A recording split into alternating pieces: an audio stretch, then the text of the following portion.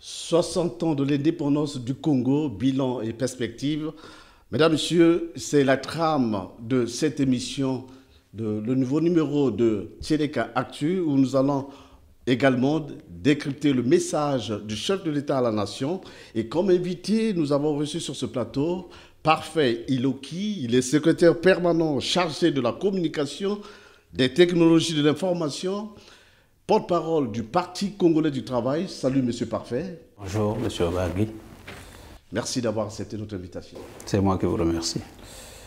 De l'autre côté, nous avons Patrick Goma. Il est secrétaire général de la chaîne, le parti de Kijumbi Kiamungu. Salut, monsieur Goma. Bonjour, monsieur Obagi. Mais merci d'avoir accepté notre invitation. Merci. Le décor étant planté, mesdames, messieurs, tout de suite, le déroulé de cette émission, nous savons qu'il est d'autant difficile, en tout cas, c'est pas une chose aisée de réfléchir pour un cadre conceptuel d'analyse valable et significative pour le pays. Toutefois, il s'agit ici de partir des diagnostics sur la conjoncture politique, économique et sociale. Une tâche pas du tout aisée, mais nous allons essayer de le faire ici ensemble avec vous. La première question que j'aimerais vous poser, chers invités, que peut-on retenir des 60 ans de l'indépendance du Congo dans le domaine politique? Je m'en vais vers Parfait Iloki. Alors, merci monsieur Obagi. Je dois déjà dire que je suis heureux et honoré de votre invitation. Et je vous félicite déjà pour l'initiative, parce que par la création de Tcheleka, nous comprenons que la presse ou la communication en gros est en train d'évoluer, et vous suivez l'évolution de ce métier qui est noble, qui évolue dans tous les sens et qui mérite d'être encadré. Pour revenir à votre question, que peut-on retenir sur le volet politique? Mais on retient beaucoup de choses. On retient beaucoup d'évolutions. Parce que la politique, par définition, c'est gouverner la société. C'est comment faire pour gouverner la société. Et donc, on peut penser que de 1960 à ce jour, la société a beaucoup évolué. Nous avions un pays jeune en 60 avec un jeune président, Abbé Philbert Youlou, avec les pères d'indépendance. Aujourd'hui, 60 ans après, on peut comme ça compter jusqu'à 6 présidents qui ont gouverné ce pays, dont 4 sont partis, 2 sont restés. C'est le président Pascal Lissouba, le président Denis Sassou Nguesso aujourd'hui aux affaires. On peut partir de 4 partis en ce temps-là, en 60. Aujourd'hui, il y a près de 200 partis politiques et associations qui se revendiquent comme tels. On peut partir du fait qu'on était au multipartisme de ce temps-là, de 1958-60 par là. On est retombé dans le monopartisme de 69 par là, non, à partir de 60-63 avec la révolution de 13, 14, 15 août, jusqu'en 1991 avec la Conférence nationale. Et aujourd'hui, de 91, on est reparti dans le multipartisme. Donc, le pays a beaucoup évolué, les langues se sont déliées, la démocratie étant aussi un peu comme la presse, le miroir de la société. Aujourd'hui, on peut vivre avec les Tcheleka au-delà de Télé Congo, des autres chaînes. Donc, tout ça, c'est une évolution qui a maillé notre existence de 60 à nos jours. Voilà. En un mot comme en mille, on dira qu'on a beaucoup évolué, même du point de vue de la parole. Beaucoup évolué, on peut retenir que le Congo parti de 1960 jusqu'en 91, le Congo aujourd'hui est devenu un État de démocratie. Avec l'avènement justement de la démocratie, nous avons suivi tous ici la conférence nationale qui a balisé justement la voie à cette étape de démocratie. Alors, mon cher Patrick, que peut-on retenir des 60 ans de l'indépendance dans le volet politique? Bon, je crois qu'on peut retenir beaucoup de choses. Déjà, il faut dire que 60 ans, c'est la maturité. Et quand on arrive à maturité, ça veut dire qu'on est en capacité de faire des bonnes évaluations. À l'origine, il faut dire que les pères fondateurs se sont battus pour que la gestion du pays revienne aux Congolais que nous sommes. Une très bonne chose, avec une grande capacité sur le long terme, une bonne vision, traduite par les fondamentaux de notre République, qui sont l'unité, le travail et le progrès. Et juste après, il faut rappeler qu'il y a eu une cassure. C'est-à-dire qu'après la volonté des pères fondateurs, il y a eu une cassure qui est arrivée avec, entre griffes, ceux-là même qui n'avaient pas envie de voir le concept unité se construire. On a vu la République commencer à aller dans une mauvaise direction. L'incapacité d'organiser les élections, des très bonnes élections. L'incapacité de laisser les langues véritablement être déliées. Là, nous sommes à quelle période? On est en train de balayer toutes les années. D'accord, je vous en prie. Je vous montre la capacité des pères fondateurs pour amener la République vers notre propre responsabilité, la cassure qui s'en est suivie, cette évolution qui emmenait, cette cassure qui emmenait l'armée au cœur du système politique.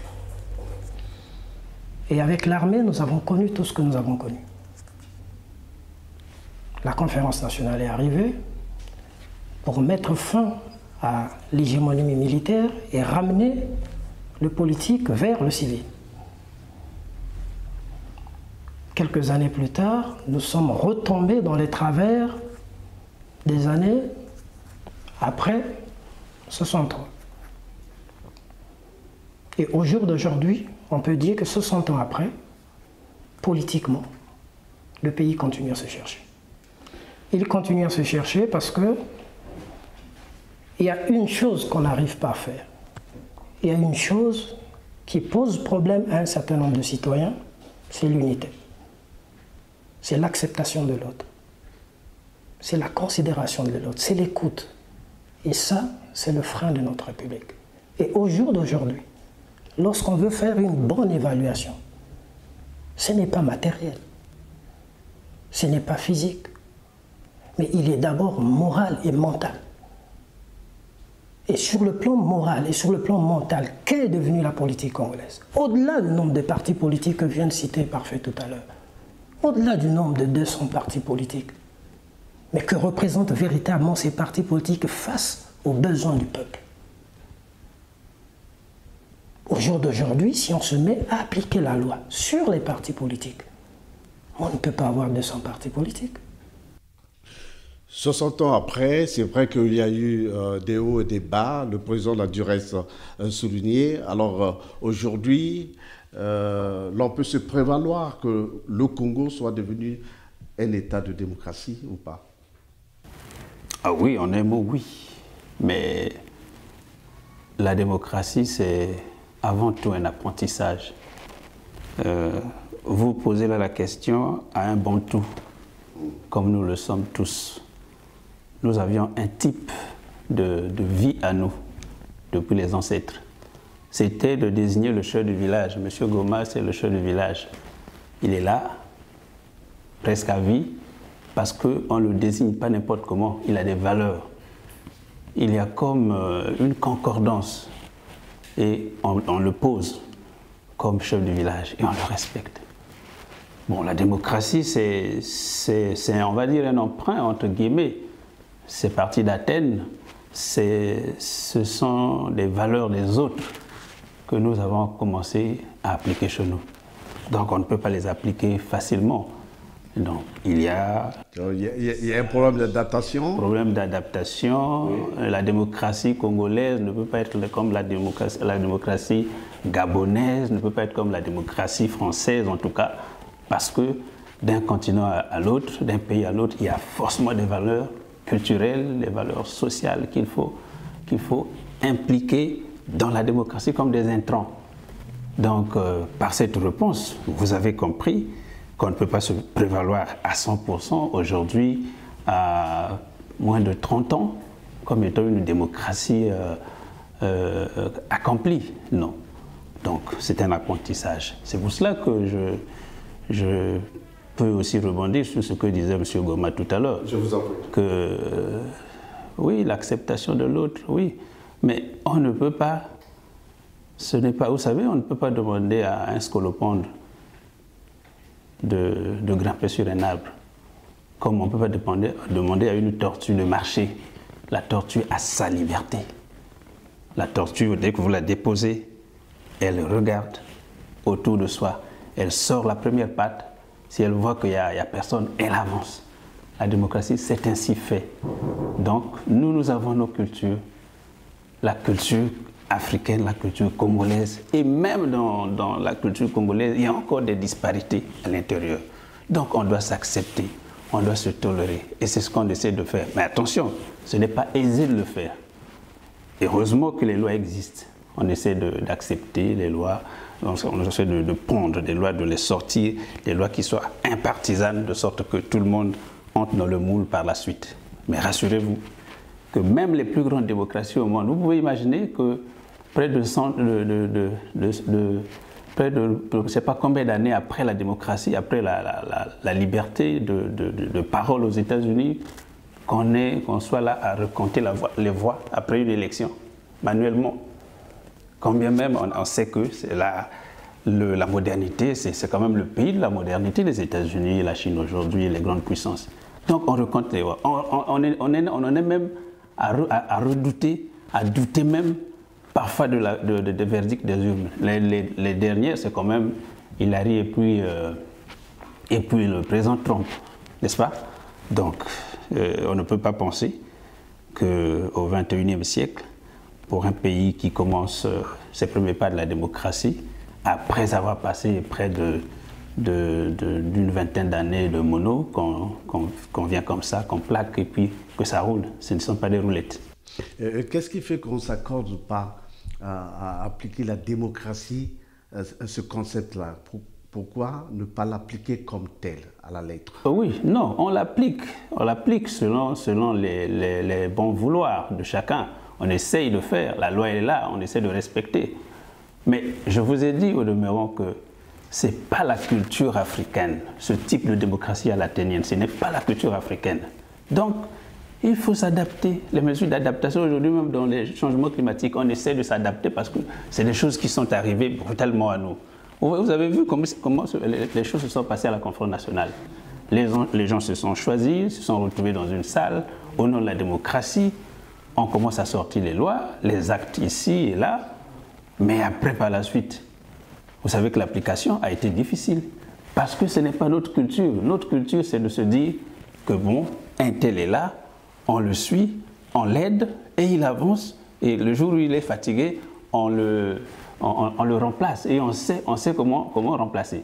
C'est un peu comme nous au PCT, nous avons un style de démocratie à nous, à l'interne, ça s'appelle le consensus. C'est-à-dire, comme nous sommes dans une salle, nous savons que le grand frère, je ne sais pas si c'est vous, ou si c'est moi, ou je ne sais pas qui, on lui doit du respect. La seule femme qui est là, elle est faible, la femme est par nature faible, on doit la respecter. Et par consensus, on sait que de nous tous, un tel a telle qualité, dans tel sens, on le respecte pour ça. Quand il faut le responsabiliser, on le responsabilise. Et puis on avance. Le jour où il est fatigué, on sent que là, il commence à se fatiguer. On prend un suppléant à lui et puis on avance. C'est un type de consentement à l'africaine. Mais je ne suis pas sûr, et je ne suis pas le seul auteur j'ai développé des thèses là-dessus, et on n'est pas des seuls auteurs à penser que la démocratie, telle qu'elle a été conçue par les Athéniens, est la meilleure forme de gouvernance pour l'Afrique. Je ne suis pas sûr. J'ai envie de voir Patrick Goma réagir aux propos de Parfait Iloki. Bon, c'est au-delà de la réaction. Monsieur Parfait et moi sommes de la même génération. Vous êtes de la même génération. Et ce qui est gênant, c'est que l'on reste agrippé à la culture. Et la culture, c'est une grande diversité avec ce monde qui est ouvert. On ne peut pas dire, bon, avançons par rapport à nos traditions. Et c'est ça qui nous bloque. Ce qui est assez gênant, c'est que tous ceux qui se refusent d'avancer avec la démocratie, qui pensent qu'il faut aller à pas de caméléon, mais ont appris où? Qu'est-ce qu'ils ont appris des autres cultures? Qu'est-ce qui est difficile d'appliquer? La loi. Personne ne nous impose la loi. C'est nous-mêmes qui concevons la loi. Lorsqu'on a conçu, on attend quoi? L'applicabilité de la loi. La difficulté est où? Parce que Obargui est mon frère, et lorsque Obargui a fauté, parce qu'on est de la même tribu, parce que c'est la tradition, ah ben là je mets de côté la loi et je regarde Obargui d'une autre manière. Et c'est comme ça qu'on a des difficultés à avancer. C'est comme ça que dans ce pays, on est en train de construire des citoyens qui marchent contre la République, qui marchent contre l'État, qui marchent contre la loi. Il y a des lois qui existent, mais il y a des citoyens qui se permettent de les fouler aux pieds. Et parce qu'il est de la même tribu ou de la même je ne sais quoi, eh ben on met de côté la loi. Conséquence, la démocratie a du mal à avancer. La démocratie, c'est quoi? On vous dit, M. Obargui, liberté de la presse. Mais c'est la liberté de la presse, on vous l'accorde. Si vous fautez dans votre exercice, la loi est là pour vous arrêter. Mais si vous ne fautez pas, vous avancez. Mais je ne viens pas vous dire, non, sur ceci, vous ne faites pas. La démocratie, c'est la liberté d'aller et de venir. La démocratie, c'est la liberté de parler, de faire ce qu'on pense être juste, conformément à la loi. Est-ce que c'est difficile à appliquer? À mon sens, non. Et chaque fois que nous allons penser qu'il faut aller à la démocratie à l'africaine, ça veut dire quoi? Nous restons enracinés dans nos valeurs tribales, dans nos valeurs ethniques, dans nos valeurs je ne sais quoi. Et du coup, on ne peut pas avancer. Parce que c'est ça, on continue à construire les chefferies. L'État, ce n'est pas une chefferie. L'État, ce n'est pas une chefferie, oui. Monsieur Obargui. Oui, allez-y rapidement, parce qu'on a beaucoup de choses à développer. Non, on va aller doucement. Parfait a eu la parole, c'est aller tout doucement. Et vous n'allez pas faire ce jeu, quand je prends la parole, vous êtes pressé. Voilà, on n'est pas pressé. Allez-y. Donc on échange tranquillement pour l'intérêt du peuple congolais. Ok. La démocratie voudrait qu'on ait une loi qui encadre les partis politiques. Et on dit, voici, nous avons une loi qui encadre les partis politiques. On dit, fin aux associations politiques. Mais vous avez le même PCT que Iloki, et porte-parole, qui laisse les associations politiques agir dans ce pays. Donc c'est des citoyens qui marchent contre l'État et contre la République. Et au nom de ça, on va dire quoi? Qu'il y a la tradition, que la démocratie, c'est la démocratie à la congolaise ou à l'africaine? Non. Je vous prends des exemples palpables. Allez-y. Vous avez Elikia qui se déploie sur le terrain, qui est une association à caractère non politique, mais qui exerce politiquement sur le terrain. Le ministre de l'Intérieur rappelle à ce que cette association s'arrête, cette association dit non, ça ne concerne pas. Quel citoyen on est en train de concevoir? Parce que c'est au-delà de 60 ans passés. Entre moi et parfait. Quel citoyen nous sommes en train de concevoir pour les 30-60 ans à venir? Ces citoyens qui vont vous prendre des armes et faire des coups d'État. Ces citoyens qui vont marcher contre la République. Parce que c'est des hors-la-loi. Ils sont construits dans ce moule. C'est là que c'est difficile. La loi dit plus d'associations politiques. Celui qui s'aventure à marcher dans le cadre d'associations politiques, mais il rencontre l'autorité de l'État, il rencontre la rigueur de la loi. Et on connaît où est sa place, mais on ne choisit pas, on ne sélectionne pas, mais on applique la loi dans toute sa rigueur. C'est pour ça que je souhaiterais qu'au-delà de ce que nos aînés ont pu faire comme erreur, mais pour nous qui arrivons, mais il faut qu'on soit dans toute la rigueur. Parce que si nous ne sommes pas dans la rigueur, quelle démocratie nous laisserons à ceux qui viendront derrière? Merci. Alors, Monsieur Parfait, ce qui est absurde et aberrant du reste, hein, permettez-moi l'expression, alors ici au Congo, là, on a toujours du mal à s'accorder à l'orée d'une élection. En 2021, nous irons à l'élection présidentielle, mais déjà la controverse. Et pourquoi cela? Qu'est-ce qui explique cette attitude? Avant cela, mon cher Obargui, je souhaitais quand même mettre un petit bémol dans les propos ou dans la compréhension de mon cher ami Ngoma. Oui. Je crains qu'il ne m'ait pas bien compris. Je définissais la démocratie, j'étais en train de dire aussi qu'on peut y mettre un contenu local. Un contenu local, et ce n'est pas savant. On peut le faire. Je ne nie pas l'universalité du concept, non.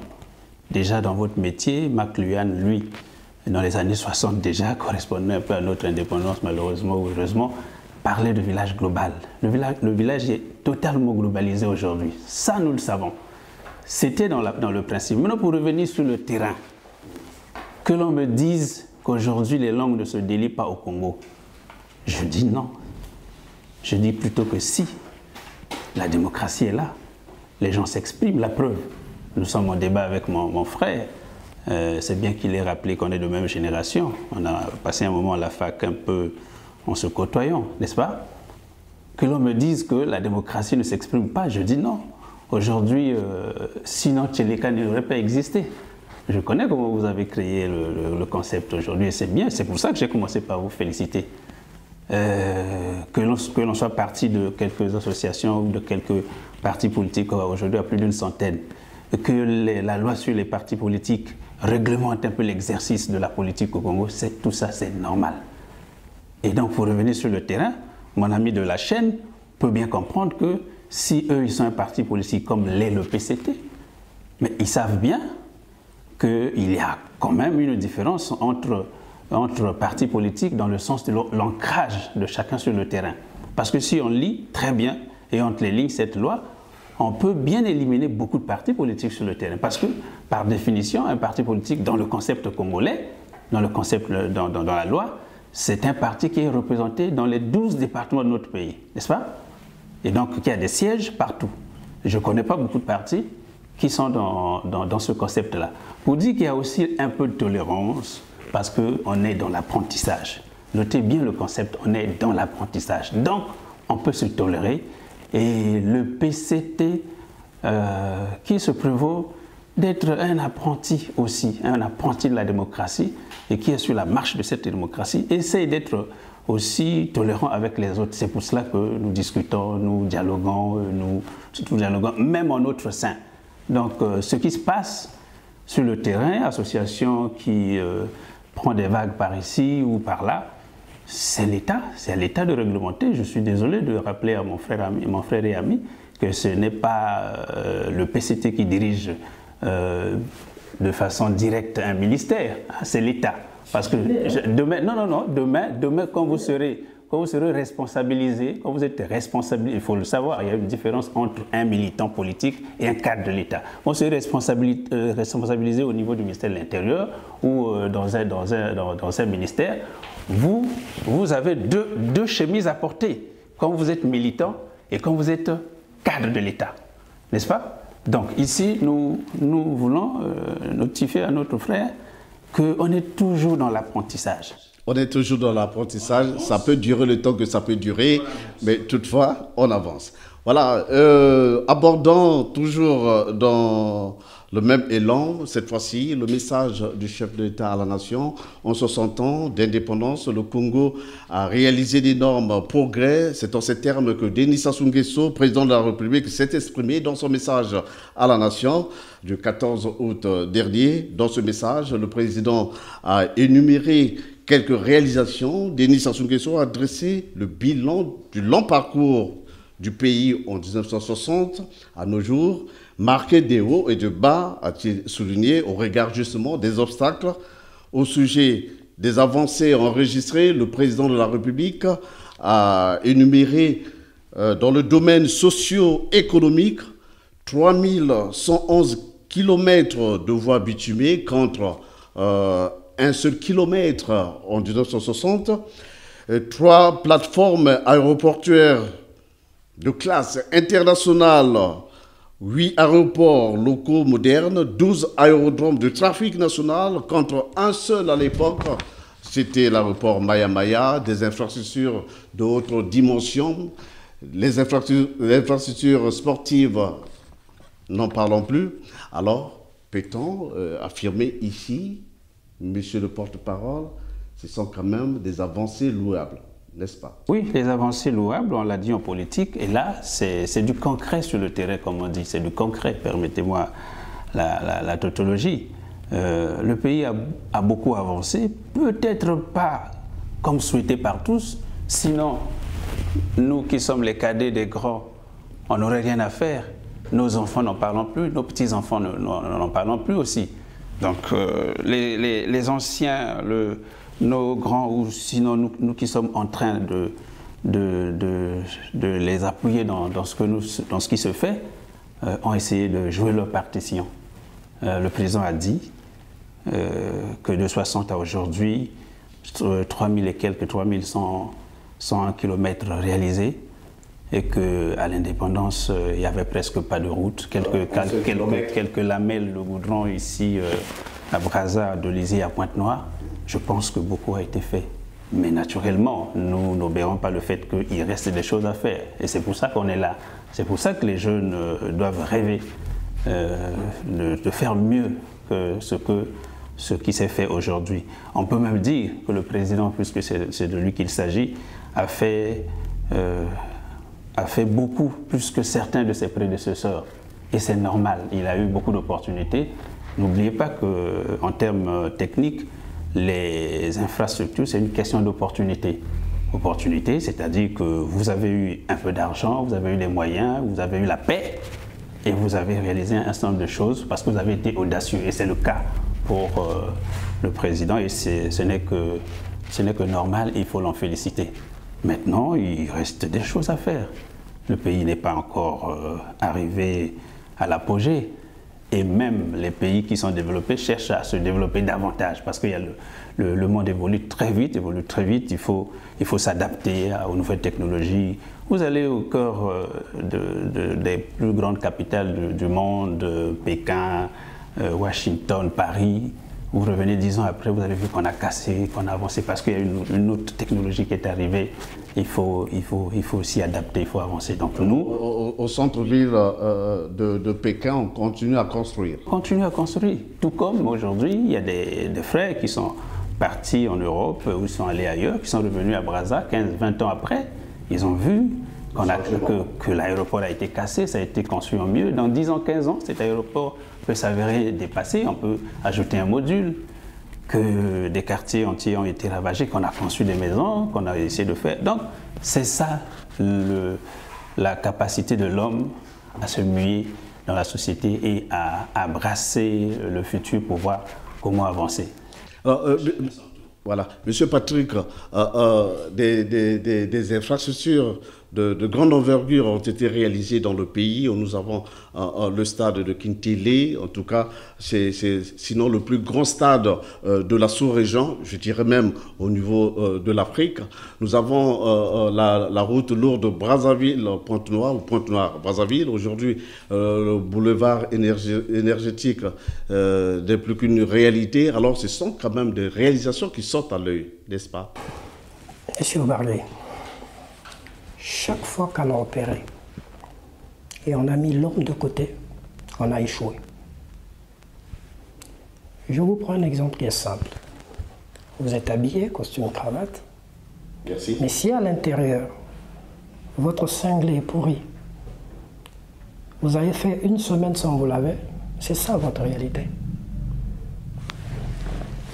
Le président de la République regarde, il quantifie les infrastructures. Très bien. Mais à 60 ans d'indépendance d'un pays, qui est la maturité, je l'ai dit à l'ouverture, on doit être capable de faire des bonnes évaluations.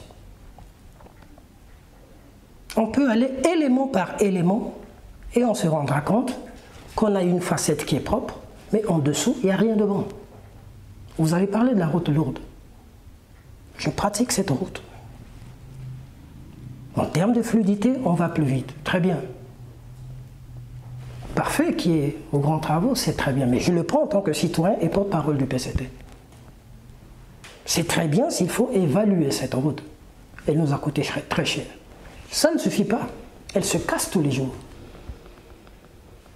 Là, dans le pôle, sur plus de 10 km, cette route est cassée totalement. Vous allez me parler de la route lourde, on fait un gros investissement et on revient. On a fait le stade de Kintélé, très bien. Mais pendant qu'on était en train de faire le stade de Kintélé, le stade Massamba Déba, avec une faible capacité, était déjà improductif. Ce stade n'arrivait plus à drainer du monde, là. Mais on a pensé qu'il fallait faire plus grand. Mais pendant que vous avez déjà un premier stade dans la même ville qui ne vous apporte même pas 25% de satisfaction, on est allé faire plus grand. Et depuis qu'on a fait plus grand, depuis l'ouverture, on n'a pas pu le remplir et jusqu'à aujourd'hui, ce stade est fermé. Est-ce qu'on a mesuré l'investissement à faire? Il a parlé de l'opportunité tout à l'heure. Chaque fois qu'on investit, c'est en fonction de l'opportunité. On a des ressources, on regarde et on fait. Mais quand on fait sans regarder à l'homme, qui doit aller sur le terrain? Mais ce sont les sportifs. Est-ce qu'on a pensé à améliorer les conditions de préparation de ces sportifs? Non. On pense qu'il faut les ramener directement sur l'arène de bonne qualité, très bien. Mais s'ils continuent à se préparer dans la poussière, qu'est-ce que vous attendez de ces infrastructures? C'est pour ça qu'il faut avoir une vision. Et c'est là la difficulté avec le PCT et le président de la République. À la place de la vision, ils ont la vue. La vision est cohérente, mais la vue est limitée. Limitée parce qu'on se dit, on fait ça et on s'arrête là. Mais on ne regarde pas la suite. Donc je suis assez gêné, j'ai été gêné d'écouter le président superposer des éléments et dire qu'il y a une évolution. Non. Entre l'indépendance et aujourd'hui, quelle est la situation d'endettement du pays? Rien que sur ce point, on est dans une catastrophe. Au jour d'aujourd'hui, on est au-delà de 15 000 milliards de dettes. Est-ce qu'à l'indépendance, on avait ça? Entre l'indépendance et aujourd'hui, je prends le cadre de l'enseignement où Parfait et moi sommes passés les années 90 à l'université. Qu'est devenu Maringouabi? Une vraie catastrophe.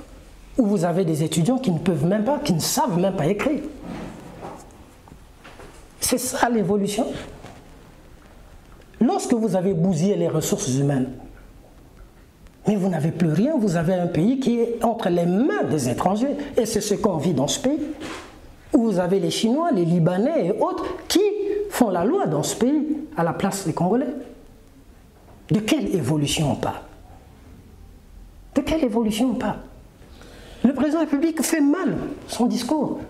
Je pensais que 60 ans après, lui qui a vécu l'indépendance, lui qui a vu les systèmes politiques s'ajuster, se réajuster et autres, lui qui a été le long du parcours politique lorsqu'on l'écoute, il a été là lorsque le président Hulot démissionne. Il a été là lorsque on installe le président Massamba Deba. Il a été là à côté du président Maria. Il a été là à côté du président Yombi. Pas si loin, sinon un accompagnateur pour l'élection du président Lissouba. Donc lui qui a une forte compréhension, une forte connaissance du pays, ne pouvait pas faire une telle évaluation. J'ai attendu du président de la République dire oui, notre génération a fait, avec beaucoup d'erreurs. Mais voici là où nous avons fauté. Là. Pour la suite, corrigeons ça.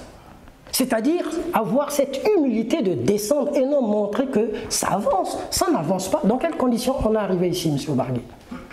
Dans quelles conditions nous sommes arrivés ici? Je crois que le président a dit on a eu des hauts et des bas. Monsieur Parfait, alors il y a lieu de s'interroger. Pourquoi tant d'investissements?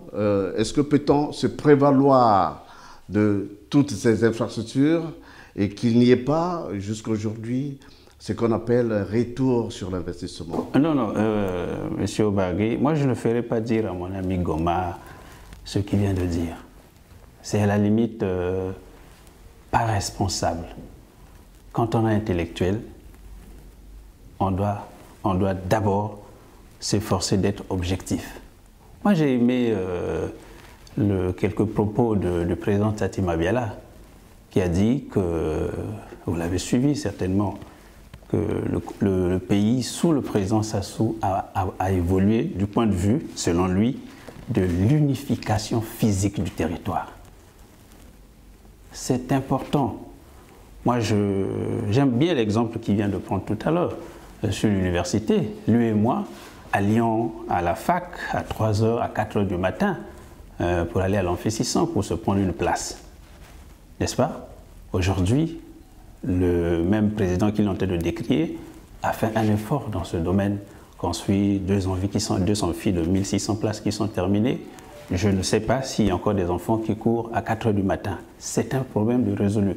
Nous sommes dans une situation d'un pays qui se cherche, c'est normal. Qui a beaucoup de priorités, c'est normal. Le président aime toujours dire qu'avec deux jumeaux, une mère ne peut jamais les laver au même moment. D'abord un et ensuite l'autre. Vous savez, on est suivi par les téléspectateurs qui sont des Congolais qui suivent aussi l'actualité que nous interprétons.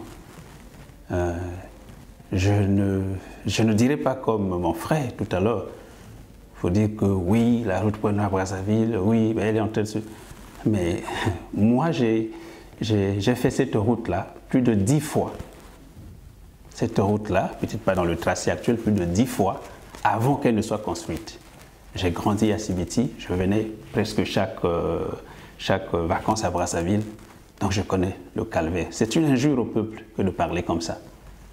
Quand on pense qu'on peut cracher sur une réalisation comme ça. Mais on est des humains. Même votre costard, quand il a parlé tout à l'heure, mais tu le portes, après il va au pressing. Mais la route, c'est la même chose. C'est pour ça que le gouvernement a pensé qu'il faut mettre une concession. Et les gens travaillent là-dessus. Les gens travaillent là-dessus. Ouais, pas pour dire, non, juste une minute, je vous laisserai le reste. Pour dire que personne n'est dans l'autosatisfaction, même pas le président. Vous avez suivi entre les lignes, entre les mots, le président. Il n'est pas satisfait à 100% de ce que lui-même a fait ou de ce que ses 5 autres prédécesseurs ont fait avant lui. Il a dit que des choses ont été faites. Voilà ce qui a été fait. Qu'il reste des choses à faire. Mais il a toujours dit que les générations futures feront ce qui est de leur responsabilité. Donc, que l'on se place dans une situation de nihiliste, je pense que ce n'est pas responsable. Il faut dire, oui, ça nous avons vu, comme il pratique la route, c'est bien, il a vu, mais on pouvait faire mieux. Mais comme on est dans un domaine politique, on crée un parti politique, on a créé la chaîne pour être aux affaires un jour, pour gouverner le pays. Mais on ne viendra pas détruire ce que les autres ont fait. On se met sur une position d'avant-gardiste pour avancer sur ce que les autres ont fait. Donc, mais justement, Monsieur Parfait, nous savons que des grands investissements ont été consentis dans la réalisation de ces infrastructures. Alors, comment ne pas les capitaliser? Je prends le cas, par exemple, des logements sociaux de Pila. Oui. On a enlevé le deuil. On a mis à la place une belle cité. Je dirais même plus belle, puisque les appartements qui sont là-bas, c'est plus que même les HLM en Europe. Alors, mais pourquoi 5 ans plus tard, jusqu'à aujourd'hui, ces logements n'ont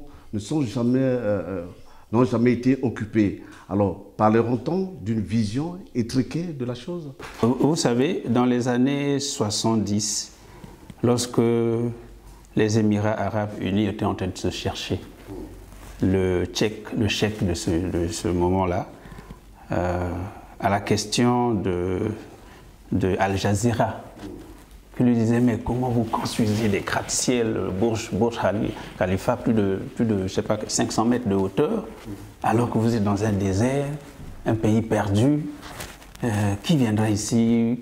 Comment vous allez faire pour utiliser tout ça? Et pour votre information, les Émiratis sont moins d'1 million.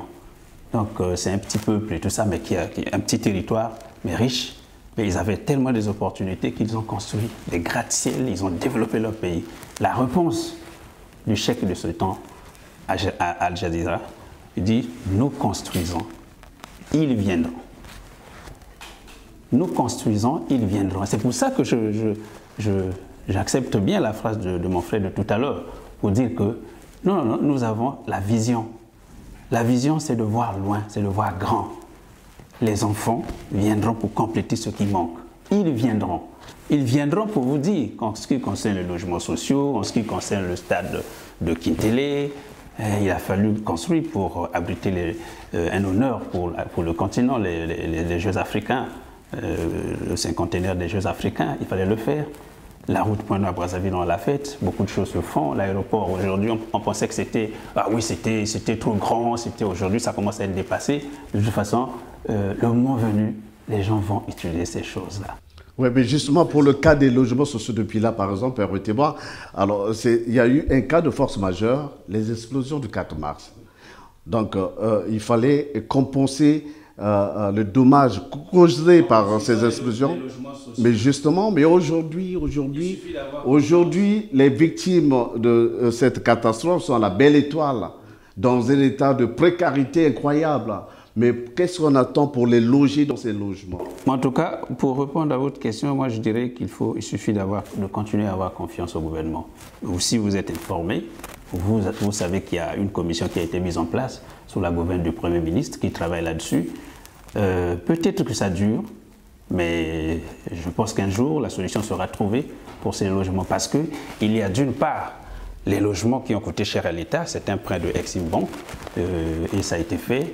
Et d'autre part, les divergences au niveau social, dans le sens où il y a des gens qui ont connu la catastrophe, qu'il faut reloger, ils sont des milliers.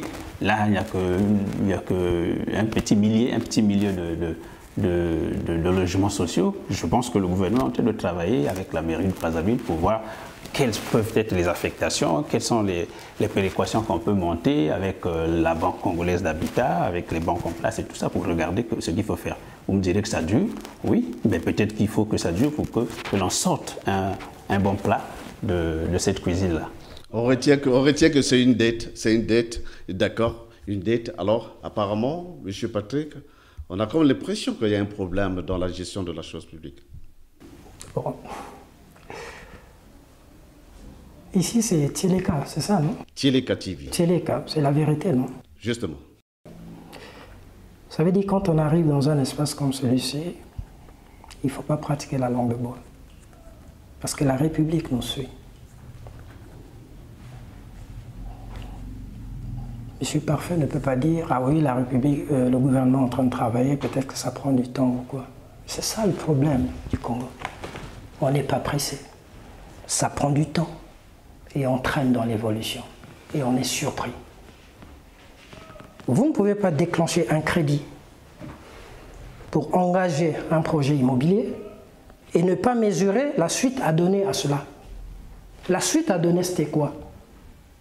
Mais c'est très vite de prendre une loi sur l'occupation de ces logements.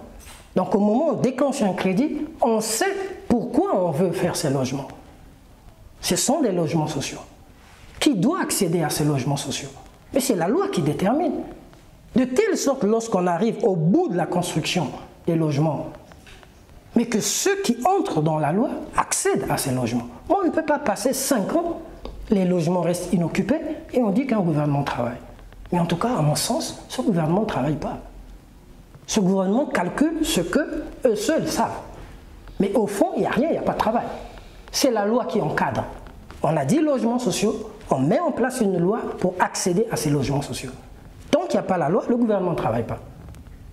Je ne suis pas aussi, comme l'a dit Parfait tout à l'heure, nihiliste ou quoi. Non, Parfait. Je suis réaliste. Je crois que M. Obargui, on a fait des émissions par le passé, et sur ce dossier du 4 mars, à l'époque, déjà nous sommes en 2012, je crois avoir dit, nous allons boucler le mandat du président Sassou, il ne va pas résoudre ce problème. On était en 2012, on a bouclé ce mandat, il n'a pas pu. Ouais, on est dans un deuxième mandat, le dossier est là, il est pendant. C'est quoi? C'est la décision, c'est le courage qui manque, simplement, pour qu'on avance. Mais chaque fois qu'on refuse d'avancer, qu'est-ce qu'on veut? Vous avez construit un bâtiment qui reste inoccupé, il s'amortit. Et il s'amortit plus vite que lorsqu'il est occupé. On fait comment? Dans quelles conditions on place la société qui a eu à construire l'infrastructure? Est-ce que l'ouvrage a été réceptionné totalement? Si l'ouvrage n'est pas réceptionné, l'entreprise est en difficulté. Donc c'est assez gênant. Je comprends la position de Parfait. Il est le porte-parole du PCT. Le porte-parole, entre griffes, du gouvernement, parce que c'est un gouvernement PCT. Normal qu'il se mette à défendre sa position. Mais lorsqu'on est de la nouvelle génération et lorsqu'on veut voir l'avenir, mais on ne se gêne pas de dire que là c'est pas bon.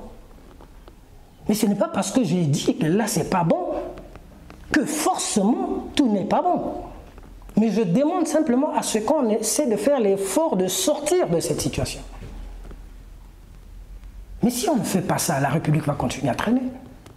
Mais les mêmes logements qui sont à Mpila ont été construits, c'est le même projet avec le camp 15 août, non? Vous êtes aux grands travaux. C'est le même investissement. Au niveau du camp 15 août, ça a été occupé de façon illicite et obscure. Et là, de l'autre côté, ça ne bouge pas. Qui occupe les logements sociaux? Ceux qui ont les capacités de disposer de logements. Est-ce qu'on respecte le peuple congolais? Est-ce que ce gouvernement a un peu de respect pour ceux qui ont subi le 4 mars, ceux qui vivent à la Belle Étoile? Est-ce qu'ils ont un peu de respect pour eux? Non, pas du tout. Ce qui est sûr, Monsieur Parfait, le peuple continue à faire confiance à son gouvernement, mais on a comme l'impression que le gouvernement ne calcule pas le facteur temps, parce qu'en 2021, nous irons à l'élection présidentielle. On ne sait pas si c'est le même gouvernement qui sera là. On a appris ici, il a été dit que c'est un gouvernement d'efficacité, gouvernement de combat, mais on a comme l'impression que le gouvernement subit le poids des situations. Alors, non, je souhaitais d'abord donner l'information à mon cher ami, parce que je veux qu'il soit suffisamment informé que le concept du camp 15 août est bien différent. Il faut qu'il s'informe encore de celui qui s'est déroulé à Mpila. Apportez-nous l'éclairage. L'éclairage, c'est que c'est deux projets différents. Le gouvernement, oui, on a commencé cette émission, on continue à discuter, on parle des bilans, on parle de l'avenir du pays, on oublie dans quel contexte nous sommes aujourd'hui. Vous parlez du gouvernement qui, dont la plus grande partie émane de 2000, juste après l'élection du président 2016. Vous savez qu'en 2016, on est déjà en pleine crise aujourd'hui. Ça, c'est la réalité aussi, hein, c'est la réalité. Et bon, vous direz que c'est pour ça que en parlant, en regardant mon frère et ami, je me dis, ben, effectivement, il est nihiliste. Il a tenté de reconnaître quand même un certain nombre de choses, mais il est nihiliste. Je pèse bien mes mots pour dire que lorsqu'on est juste un peu réaliste, hein, on devrait quand même parler du contexte dans lequel nous nous situons aujourd'hui. Le contexte, c'est que regardez dans la sous-région, regardez le monde entier, nous sommes dans une situation de crise aiguë et qui fait que tous les équilibres, toutes les organisations, tous les gouvernements sont obligés d'aller à l'essentiel aujourd'hui. Et l'essentiel, c'est de s'occuper de ce qui est peut-être pas accessoire, mais de ce qui est essentiel. Vous avez parlé, je vous ai suivi avec beaucoup d'attention. Vous me laissez une minute, vous me laissez une minute, je vous en donnerai même 10. Qu'est-ce que vous appelez crise? Voilà. Le Congo en crise depuis quand? C'est une crise fabriquée ou c'est une crise réelle? Mais la crise est fabriquée par le PCT alors. Vous, PCT, produisez des budgets avec un prix de baril à $37 et que vous passez l'année à vendre le baril à $45. Où est la crise? Vous pensez qu'il n'y a pas de crise au Congo? Je vous pose la question. Mais moi, je poserai la question. Je vends mon bien à 37 francs. Je pose la question. Et quand vous arrivez sur le marché, vous le vendez à 45 francs. La crise est où? La crise est fabriquée. Ah, d'accord. Bien sûr. Voilà, le PCT a fabriqué la crise que nous vivons au Congo. Cette crise qui est à l'international, qui est liée au prix de baril, mais devait servir d'opportunité au Congo, non? C'est vous qui avez le bon raisonnement. J'ai la police du débat. Voilà, vous avez la police du débat. Je veux faire comprendre à mon cher ami que je l'ai suivi, il faut qu'il m'écoute, que je lui donne les informations nécessaires parce qu'on est des humains, on doit se compléter. Que lui, il nous dise aujourd'hui que la crise économique qui sévit dans le monde aujourd'hui est une fabrication du PCT Mpila. Je veux bien poser la question au peuple congolais qui disent que la crise du coronavirus aujourd'hui est une émanation du PCT. Moi, je veux bien comprendre. Je veux bien dire simplement à mon cher et ami que la volonté est là. Le président et son gouvernement sont tentés de travailler. On ne lui demande pas de faire confiance au gouvernement. On lui demande de constater qu'il y a des efforts qui se font. Mais la chaîne est au bureau de l'Assemblée. La chaîne participe au vote des lois. La chaîne sait ce qui se passe. N'est-ce pas? Donc on n'est pas... Monsieur Goma ne vit pas à Mars. On est sur Terre, nous vivons ensemble ici. Donc, juste un peu d'honnêteté intellectuelle, juste un peu d'objectivité, il comprendra que les choses sont en train de se faire et que, en tant qu'opposition, en tant que chaîne, il peut apporter du bémol dans le débat, ce qui est normal, c'est un peu comme ce qu'il fait. De là à nier tout ce qui se fait pour dire que rien ne se fait, mais sinon, rien ne se fait, mais le débat se fait. Le débat se fait parce que vous êtes un débat en ligne. Débat de manière démocratique. Vous êtes un média en ligne. Oui. Derrière ce studio, il y a la fibre optique qui a bien été installée par des gens. Justement. Voilà, derrière notre démocratie dans les mots, il y a la loi sur la presse qui a bien été installée ou faite par un gouvernement. Non, on ne peut pas tout nier. Il y a des choses qui se font peut-être mal, oui, mais on les corrige en marchant et on avance. Moi, en off, maintenant, ou après, je me forcerai à dire à mon frère qu'on a fait beaucoup d'efforts, que ce pays a fait beaucoup d'efforts. Et comme il représente la chaîne, je connais mon grand frère bien-aimé Kinyombe Kambungu, c'est un démocrate, je vois comment il se bat dans l'apport, son apport dans la démocratie. Mais lui ne parlera pas comme le secrétaire général pour dire que rien ne se fait, tout est foutu et tout ça, non. De là à nier la crise, mais moi je suis simplement désolé. J'ai été très flatté d'entendre que vous êtes tous deux de la même génération, vous étiez ensemble à la fac. Alors aujourd'hui, vous êtes avec les grands, certainement vous gérez aussi avec les grands. Alors quand on fait le bilan de 60 ans, on constate que il y a eu trop de ratés, comme vous le dites ici sur ce plateau. Vous reconnaissez qu'il y a eu des ratés, hein, beaucoup ont été faits. Il y a eu aussi des ratés, mais je voudrais ici savoir, alors, qu'est-ce que vous proposez pour corriger le tir? Parce qu'il faut avoir une vision futuriste, une vision de l'avenir. Alors, qu'est-ce qu'il faut faire pour corriger le tir? Il y a une chose qu'il faut commencer à faire, c'est faire respecter la loi et faire respecter l'autorité de l'État. Mais avant de poursuivre, je souhaiterais revenir sur un élément que j'ai voulu aborder tout à l'heure. C'est vrai que j'ai causé du tort à Parfait dans sa réflexion, mais je pense que l'honnêteté dont Parfait parle, c'est celui de reconnaître les faits. Le Congo est passé d'un point d'achèvement de l'initiative PPTE en 2010 à une crise sévère en 2015. Ah, c'est bien de le reconnaître maintenant. Laissez-moi avancer. C'est-à-dire qu'on s'est battu, le peuple congolais a fait des sacrifices, a accepté les sacrifices de ce gouvernement du PCT pour qu'on arrive au point d'achèvement. Et attendait une respiration.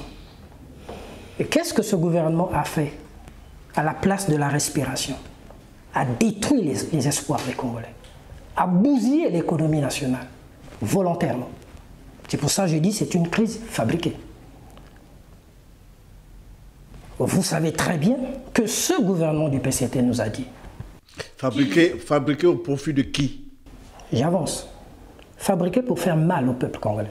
Ah bon. Voilà, j'avance clairement. Pourquoi je le dis? On a dit qu'on a mis de côté de l'argent pour les générations futures. Très bien. 2 ans après, le même PCT change de gouvernement. Le premier ministre de ce PCT, Clément Mwamba, dit « Je n'ai rien trouvé ». Où est passé l'argent des générations futures? C'est toujours le PCT. Il y en avait ou pas? C'est le PCT qui a dit qu'il y avait l'argent. Souvenez-vous, le ministre Gilbert Ondongo a dit « On a trop d'argent, on ne sait plus qu'est-ce qu'il faut en faire ». C'est Gilbert Ondongo à l'Assemblée, les bancs sont là. 2 ans après, le même gouvernement PCT, par la bouche de Clément Mwamba, dit « Il n'y a rien ». Bon, on se moque de qui? Et lorsque, il rappelle bien qu'à l'Assemblée, oui, nous suivons tout ce qui se passe à l'Assemblée. Lorsque, à l'Assemblée, ce gouvernement PCT vous apporte un budget de l'État, vous dit 80% de ce budget, c'est sur les recettes pétrolières. Alors, nous tablons sur 37 $ le prix de baril du pétrole pour qu'on réussisse l'année. On passe toute l'année, on vend le prix de baril à 45 $. Et ce PCT vient vous dire, ah non, il y a la crise. Mais vous avez 85-80% de vos ressources qui ont été bien couvertes. Où est la crise? Mais tous les jours, vous suivez qu'il y a des dégâts. Au niveau de tous les conseils départementaux et municipaux, il y a des détournements. Ah oui, on a tenté de mettre de l'ordre au niveau de Brazzaville, oui, mais il faut le faire partout. Et c'est cette question de sélection qui n'est pas bonne. Lorsqu'une loi est là, on l'applique dans toute sa rigueur, c'est ça qui empêche l'État d'avancer. Lorsque vous avez posé la question tout à l'heure, qu'est-ce qu'il faut faire par la suite? Faire respecter l'autorité de l'État. Alors, faire respecter la loi. Oui, monsieur Parfait, pour terminer avec vous, alors, qu'est-ce qu'il faut faire pour corriger justement ces ratés constatés ici et là? Non, avant de faire ma petite proposition, corriger les ratés, encore que, bon, les ratés, vous savez, la réussite et l'erreur, la qualité et l'erreur, la force et la faiblesse, c'est déjà dans le domaine de l'homme. L'homme, c'est force plus faiblesse, n'est-ce pas? Parlons un peu de l'argent des générations futures, puisque vous étiez en train de rebondir sur cette préoccupation. Oui, j'ai dit. Voilà. Qu'en est-il exactement? J'ai dit que la crise se manifeste, la crise commence dans les années 2013-2014, n'est-ce pas? Mais elle se manifeste de façon concrète. Mais 3 ans après, au milieu, qu'est-ce qui s'est passé? C'est le gouvernement, un gouvernement responsable, ce n'est pas celui qui laisse son peuple affamé. Il s'est débrouillé à trouver des solutions et je suis sûr que parmi les solutions qui ont été trouvées, il y a le fait qu'on a dû utiliser une partie de cet argent. Et ce n'est que normal. C'est votre épargne. Donc s'il y a une situation, une catastrophe, ben, on met la main dessus, c'est normal. Parce que Génération Future, c'est prévu par un gouvernement qui est en place et regarde.